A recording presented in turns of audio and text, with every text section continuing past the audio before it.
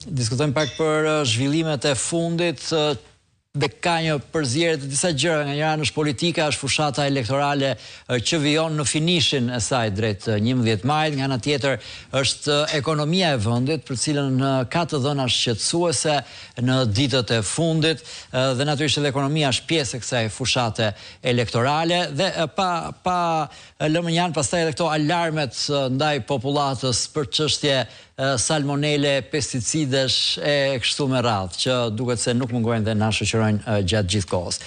Duke nisur njerë nga fushata, sot kemi pasur, ka qenë gjithmonë kjo diskutimi, nuk ka program nga njëra anë dhe programi pastaj si është bëhet, zbëhet, realizohet apo jo i opozitës. Sot kryeministri nga Elbasani u përgjigj dikujt aty në një takim që e pyeti për programin, i tha program kanë ata tha që kërkojnë të marrin vota, tha ne i kemi votat dhe nuk kemi nevojë për program.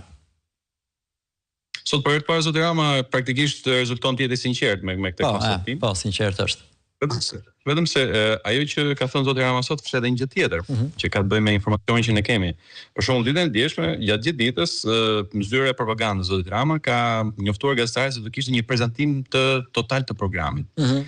Që diçka ka shkuar keq në montazhin, sepse në ditën time ky prezantim, që sigurisht është i regjistruar me ato slajdet dhe me ato ledvollët që bën zoti Rama, ka ndodhur që para gati një javë, dhe ajo që shohim është thjesht se në propaganda nuk është montuar siç duhet. Dhe zoti Rama nuk e ka për galet, thotë që unë s'kam nevojë të kem program, por kam votat. Kjo faktikisht është e vërtetë e madhe. S'është se zoti Rama që doi të prezantojë një program në 2021-shin apo që doi të prezantojë një program në 2017. Në vërtetë zoti Rama ka qenë pikërisht kjo.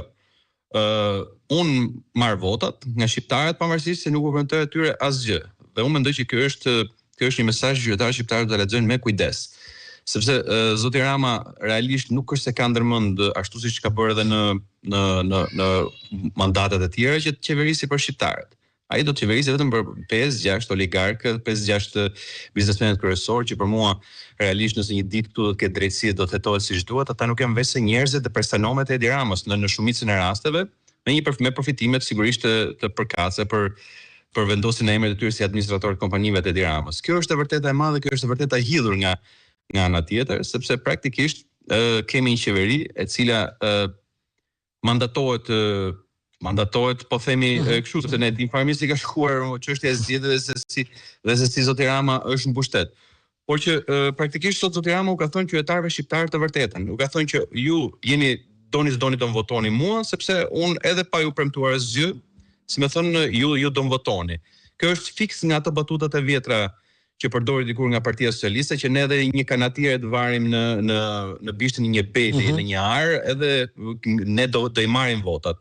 Dhe ishte kohë që ndodhte vërtet ashtu, ndërkohë që mendoj që kësaj here situata është krejt e ndryshme. Unë shoh zotin Rama në një vështirësi për të artikuluar premtime përkatëse, sepse praktikisht ai ka ezauruar të gjitha mundësitë për t'i gënjur dhe për t'i manipuluar qytetarët dhe për t'u përballur me paturpsi edhe me këto dështime dhe me këto gënjeshtra, kështu që zoti Rama ka vendosur të zgjedhë një strategji tjetër, një strategji e cila sigurisht do proponohet edhe nga propaganda dhe do thuhet që e rëndësishme është fillojnë të vijojnë këto programe që kemi aktualisht, të vijojnë këto projekte që kemi aktualisht dhe Shqipëria shkon në drejt rrugës së sigurt. Edhe përdorim sigurisht thjesht vetëm atë ragataken që nxjerrim qytetarëve shqiptar të pasaportës europiane, të antarësim Bashkimin Evropian që nga dorën e Edi Ramës dhe jo në dorën e 27 vendeve anëtare të Bashkimit Evropian. Unë me thënë drejtën ke kjo premtimi zotit Rama duhet ndalen pak, kam një shqetësim edhe në artikullimin që vinë her mbas here nga Bashkimi Evropian. Po të shikoni, ne kemi transmetuar për gjatë javëve të fundit një aty reagime, një fund madje ishte edhe publikuar në Laps Epikal,